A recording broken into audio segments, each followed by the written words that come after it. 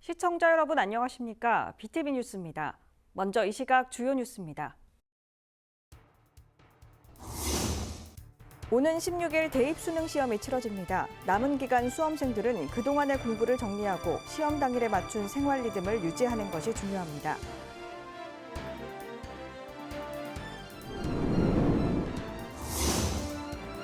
부산시가 첫 도입해 자원순환과 탄소 중립을 실천하고 있는 우리 동네 ESG 센터를 취재했습니다.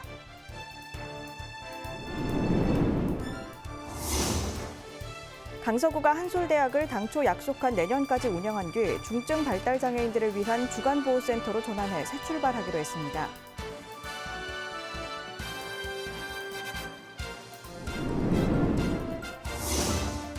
최근 국제정세 불안에 따른 기름값 상승 우려가 커지고 있는 가운데 하반기로 갈수록 전기와 도시가스 등 공공요금 인상 압박도 커지고 있어 서민 가게에 부담이 될 전망입니다.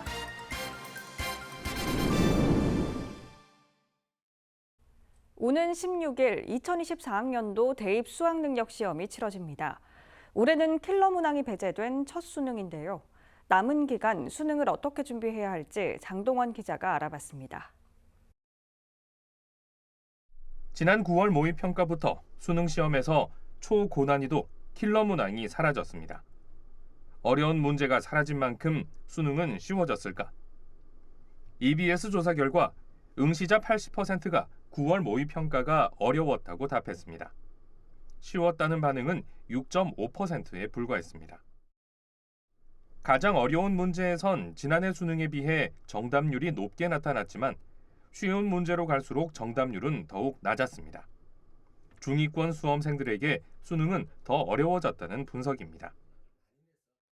실제 지난 수능에서 미적분하고 올 9월 모의평가에서 1등급 컷을 비교하면 지난해 수능 84, 올해 88점으로 4점 높아졌습니다만 3등급 컷은 지난해와 올해 똑같이 66이었습니다. 즉 상위권 학생들한테는 쉬운 9월 모의평가였지만 중위권 학생한테는 똑같은 난이도의 시험이었다. 특히 의대 열풍이 부는 가운데 킬러 문항 배제까지 더해지면서 올해 수능에서는 역대 최대 재수생 비율 35%를 기록하고 있습니다. 재수생은 자신이 파악하고 있는 가장 취약한 과목을 중심으로, 재학생은 새로운 과목보다는 그동안의 공부를 정리하는 시간이 필요합니다. 실제 중위권 학생들 입장에서는 오히려 더 어려운 수능이 되다 보니까 기본 개념을 한 번 더 확인하시는 게 중요하고, 또 올해 학생들이 지난 9월 모평 치고 난 다음에 실제 EBS 연계율이 60% 이상이 나왔다라고 학생들이 느꼈습니다. 그 결과를 토대로 본다면 남은 기간 동안은 수능 특강, 수능 완성을 한 번 더 정독하는 게 좋은 결과에 도움되지 않을까 생각됩니다. 또 시험 전까지 남아있는 휴일을 어떻게 보내느냐가 관건입니다. 휴일에도 시험 당일과 같은 생활 리듬을 유지하는 것이 중요합니다. 휴일 2번을 갖다가 사실 늦잠을 잔다든지 그렇게 하면 몸 신체 리듬이 깨질 수 있기 때문에 이번 토요일, 일요일 같은 경우는 반드시 수능하고 똑같은 기분으로 똑같은 시간 배분을 하여 모의고사를 한번 치보는 걸 권하고 싶습니다.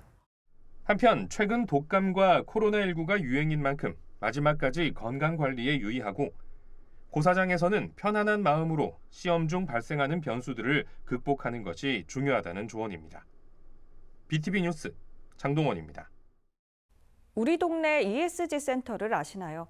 지역 주민들이 배출한 폐페트병과 폐플라스틱을 새롭게 활용해 제품화하고 있는 곳인데요. 부산시가 처음 도입해 2호점까지 문을 열었습니다. 자원순환을 실천하고 있는 우리 동네 ESG 센터를 김윤정 기자가 다녀왔습니다. 지역 주민들이 배출한 폐페트병, 노인 일자리 참여로 걷어들인 폐페트병은 수거와 세척 과정을 거쳐 새롭게 활용할 수 있도록 분쇄 작업까지 마칩니다. 가공 과정을 통해 작업용 장갑에서 신발, 모자, 의류 등 다양한 섬유 제품으로 탄생합니다. 폐장난감 등 골칫덩어리 폐플라스틱도 기부와 제품화 등을 통해 또다시 순환됩니다. 현재 금정구와 동구에 각각 1개소 운영 중인 우리 동네 ESG 센터 모습입니다. 복지 기능을 넘어 환경 문제까지 해결할 수 있어 일자리에 참여하는 노인들 만족도도 큽니다. 이 플라스틱을 재활용한다는 그런 의미에서 더 그렇고 여러 가지 일을 이것도 하고 저것도 하고 하다 보니까 정신도 이 여러 가지 면에서 맑아지는 것 같고 그렇게 힘들지 않으면서도 아주 좋은 것 같아요. 부산시가 시작한 우리 동네 ESG 사업. 16호점이 모두 개소하면 폐플라스틱 수거량은 월 100톤으로 탄소 중립 ESG 시스템이 완성될 예정입니다. 지역에서 나오는 그 폐 자원들을 지역에서 직접 근무하시는 분들이 모으는 데 의미가 있고, 그리고 그러면 환경을 보호하는 활동과 동시에 이제 선생님들 어르신 일자리도 창출할 수 있고, 그리고 지역에 있는 취약한 계층에 있는 아동들이나 취약계층 어르신들도 돕는 사업을 같이 하고 있습니다. 양질의 노인 일자리도 매년 최대 4천여 개. 아이들이 탄소 중립을 체험할 수 있는 현장 교육에도 연간 5천여 명이 참여할 것으로 보입니다. 우리 동네 ESG 센터가 탄소 중립과 자연순환의 노인 일자리가 더해져 좋은 반응을 얻고 있습니다. BTV 뉴스 김윤정입니다. BTV 부산방송은 강서구에 있는 부산 최초의 성인 발달 장애인 평생교육시설 폐쇄 논란에 대해 연속 보도해 드렸는데요. 보도 이후 강서구가 한솔대학을 당초 약속한 내년까지 운영한 뒤 중증 발달 장애인들을 위한 주간보호센터로 전환해 새 출발하기로 했습니다. 박재한 기자입니다. 2021년 성인 중증 발달 장애인들을 위한 교육시설로 문을 연 한솔대학 평생교육센터. 3년의 임시 운영을 거친 뒤 정식 기관으로 출범할 예정이었습니다. 하지만 내년도 기초지자체 예산이 줄어들 것으로 예상되는 가운데 매년 5억 원에 달하는 구재정이 투입되는 문제가 수면 위로 떠오르면서 최근 폐쇄 논란까지 불러일으켰습니다. 출발 당시 사회복지사업법이 아닌 평생교육법을 준용해 국비나 시비 지원을 받기 어려운 구조이기 때문입니다. 발달 장애가 있는 이런 우리 성인들을 위한 국가와 시가 지원이 되는 제도가 바로 주간보호센터입니다. 그 경우에는 국비 시비가 지원이 되니까 훨씬 현실적으로 지속 가능한 그런 제도인데, 현재 한솔 우리 평생교육센터는 그 주간보호센터를 전제로 만들어진 기관이 아닙니다. 그래서 계속 그냥 구비로 할 수밖에 없다는 게 지금까지의 부담도 문제지만 앞으로 지속이 불가능하다는 데서 가장 큰 문제가 있다고 하겠습니다. 강서군의 특수학교는 2곳. 졸업한 성인 중증 발달 장애인의 경우 이들을 받아줄 수 있는 민간 주간보호센터가 없다는 게 한솔대학의 설립 취지였습니다. 군은 내년도 한솔대학의 운영 예산을 25%가량 줄여 운영을 지속하는 한편 이후에는 지속 가능한 구립 주간 보호센터로 체제를 개선하기로 했습니다. 대상은 민간 시설을 이용할 수 없는 중증 이상의 발달 장애인입니다.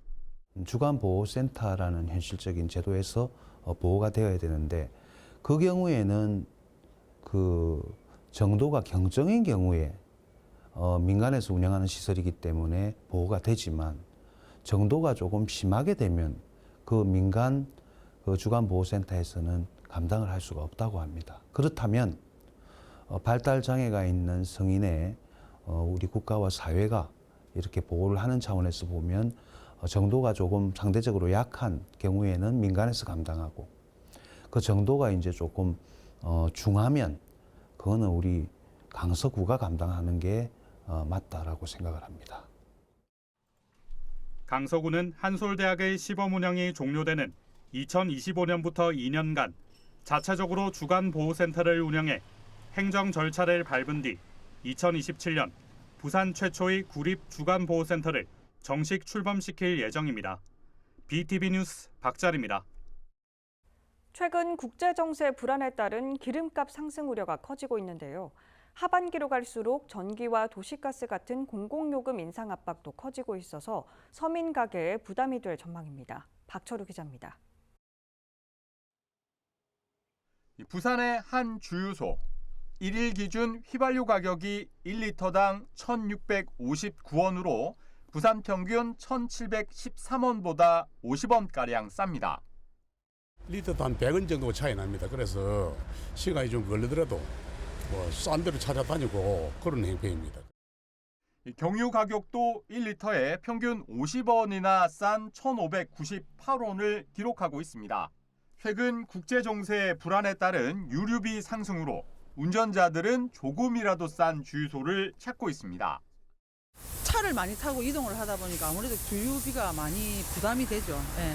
그러니까 사실 3만 원 정도 넣으면 얼마 못 쓰잖아요. 예. 운전자들의 부담도 늘고 있지만 공공요금 인상 압력도 커지고 있습니다.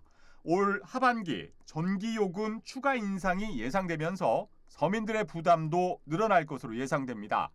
특히 겨울철이 다가오면서 도시가스 요금과 난방비를 걱정하는 목소리가 큽니다. 조금의 틈도 없죠. 예전에는 조금의 틈이 있어서 어떻게든 버텨볼까라는 느낌으로 갈 수 있다면 지금은 이제 틈도 없으니까 굉장히 곤란한 상황이 많죠. 지난 9월 소비자 물가 지수는 전달보다 3.7% 오른 가운데 하반기로 갈수록 물가 상승폭은 커질 것으로 예상됩니다. 기름비 부담에 공공요금 등 각종 물가는 더 오를 것으로 보여 서민들의 가계 부담은 더 커질 것으로 보입니다. BTV 뉴스 박철우입니다.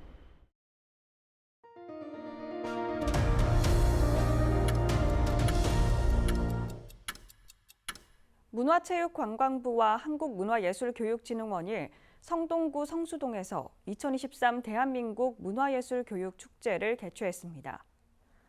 대한민국 문화예술교육축제는 문화예술 향유자 관점에서 문화예술교육 전환과 미래 문화예술교육 생태계 활성화를 핵심 주제로 기획됐습니다.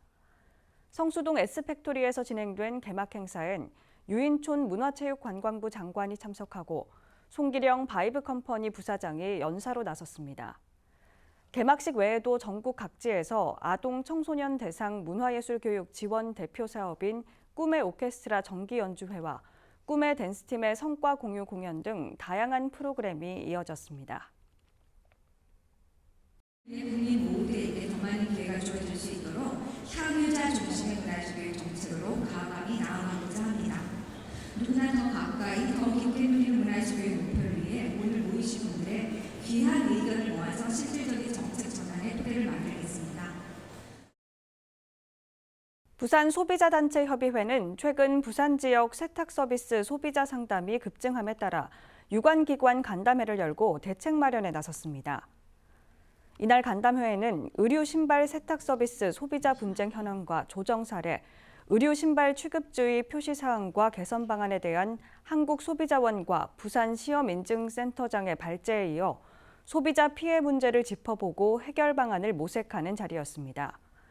부산 여성소비자연합 조정희 회장은 세탁 서비스 관련 피해를 예방하기 위해서는 제품에 부착된 취급 주의 사항을 잘 파악해서 세탁을 맡길 때 제품의 상태를 확인 후 인수증을 받고 세탁된 제품은 될 수 있으면 빨리 회수해 하자 유무를 즉시 확인할 것을 당부했습니다. 세탁 서비스 관련 상담은 올 한 해 1372 소비자 상담센터에 접수된 소비자 상담건 중 가장 많았습니다. 지난해 4월부터 도입한 찾아가는 의료버스가 실질적인 효과가 적을 것이란 우려와 달리 현장에서의 만족도가 높았습니다. 여러 사정상 병원에 가기 힘든 어르신처럼 의료 취약계층을 위한 맞춤형 건강관리 서비스로 자리 잡고 있습니다.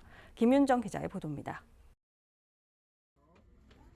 다리가 불편해 대중교통을 이용해 의료시설을 찾아가기 쉽지 않다는 한 어르신.